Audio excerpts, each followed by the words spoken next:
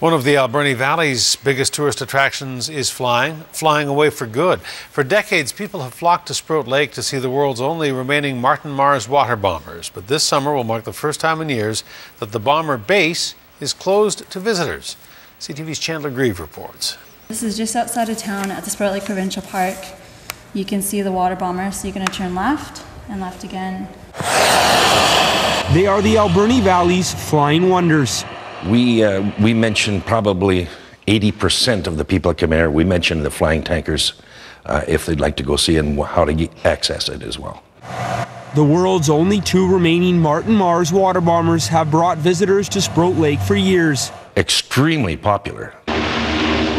But one of the valley's largest tourist attractions is about to take flight on a one-way ticket to Florida. We have been pretty much in every boardroom around the world looking for a home for the Philippine to work, and they're just, the fact is because it's a 66-year-old aircraft, there isn't any work. Last year, the Coulson Group struck a deal in Florida to retire the Mars to the National Naval Aviation Museum.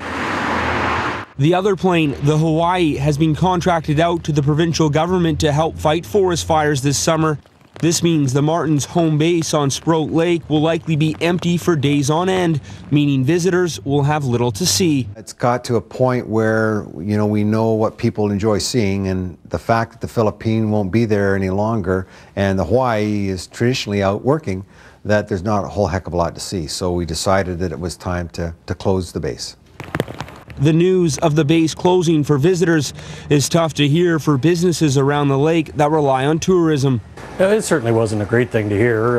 There was enough people coming by, certainly that stopped here to ask questions about it and that, and if they had the opportunity to see it going by, when it did, it was just really something to see. The Coulson Group says it is planning to work with the Visitors Center and interested historians to help preserve the Mars history in the valley, and add the Hawaii will continue to fly and fight fires as long as there is a demand.